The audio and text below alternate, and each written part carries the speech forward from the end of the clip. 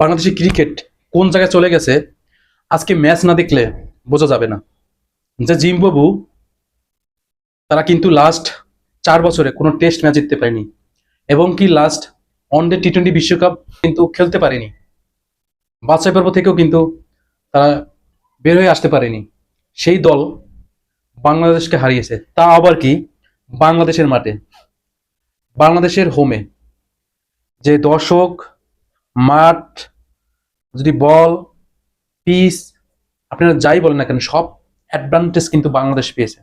তারপরও কিন্তু প্রথম ইনিংসই ম্যাচের মোড় ঘুরে দিয়েছে। যে টেস্ট এমন একটা, আপনি যতবার বড় দলই হোক না কেন, ম্যাক্সিমাম সময় দেখা যায় যে রেকর্ড এটাই বলে, যারা প্রথম ইনিংসে এগিয়ে যায় তারা কিন্তু ম্যাচ জেতার অনেকটাই আগানোর সম্ভাবনা থাকে। সেটাই হয়েছে এবং তার ব্যতিক্রম হয়নি। যে মর্নিং শো তাদের, আর সূর্য দেখি বোঝা যায় দিনটা কেমন যাবে। বাংলাদেশের ক্ষেত্রে তাই হয়েছে। প্রথম ইনিংসে 191 অল আউট। বিপক্ষ দল জিম্বাবু ভালো কিন্তু রান করেছে, 273 রান, 82 একটা লিড। দ্বিতীয় ইনিংসে বাংলাদেশ কি বলবো, 255-তে অল আউট। আমরা ভাবছিলাম হয়তো বা 250 বা 220-এ লিড দেবে বাংলাদেশ, টার্গেট দেবে বিপক্ষ দলকে, সে জায়গায় 255-তে অল আউট।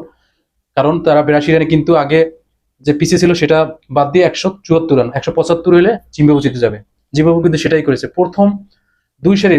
প্রথম দুই ব্যাটারে কিন্তু ম্যাচ বের করে দিছে। লাস্টে হয়তো নাটকীয় হয়েছে, 7 উইকেট বাংলাদেশ হয়তো বা মানে ফেলাইতে পারছে। লাস্ট পর্যন্ত 3 উইকেটে জিম্বাবু জিতে গেছে ম্যাচ। এই টেস্টে 5 উইকেট 10 উইকেট 2 ইনিংসে পেয়েছে কিন্তু মিরাজ। কিন্তু কাজ হবে কি, যে কাজটা জিম্বাবু করে দেখাইছে। মুজেরাবানি মনে হচ্ছে যে শোয়েব আক্তারের বল, বা এই এখন যারা চলমান যারা পেসার রাবাদা বা আর্সার, এরকমই মনে হচ্ছে যে তার বল খেলার যে বাংলাদেশের ব্যাটারদের যে অ্যাপ্রোচ, বিশেষ করে খুবই দৃষ্টিকটু লাগছে জাকির আলী।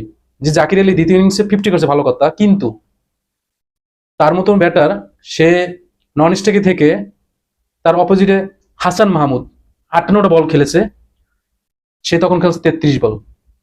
মানে পিঠ বাঁচানোর মতন খেলা। এটা থেকে যদি বের না হতে পারে, এই অ্যাপ্রোচ যদি চেঞ্জ না করতে পারে, বাংলাদেশ কিন্তু ক্রিকেট আস্তে আস্তে তলানিতে চলে যাবে। তারই পরিমাণ আজকে এই ম্যাচ খুবই হতাশাজনক, খুবই ডিসঅ্যাপয়েন্টেড। কি বলবো, এবং শান্ত একটা কথা বললো যে সব হারই কষ্টদায়ক, কিন্তু এই হার বেশি একটা কষ্ট দেয় না। এটাই তাদের কথা, মানে বোঝা যায় যে কতটা ডেডিকেশন মানে আছে খেলায়।